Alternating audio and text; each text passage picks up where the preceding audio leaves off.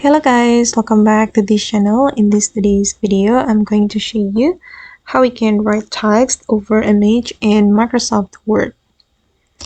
Okay, let's get into it guys. Here I have prepared my Word document, and first of all, I'm going to add image to this document.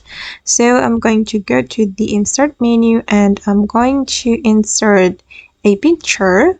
Click on pictures and I'm gonna select this device.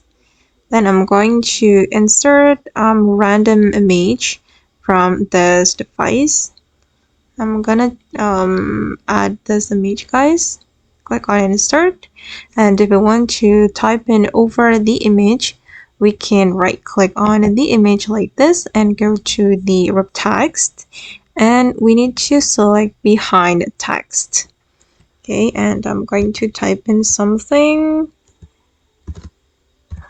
Alright, like this guys. Okay guys, and that's all the way to type text over image in Microsoft Word. I hope this tutorial will be useful for you. Thank you so much for watching and see you in the next video guys.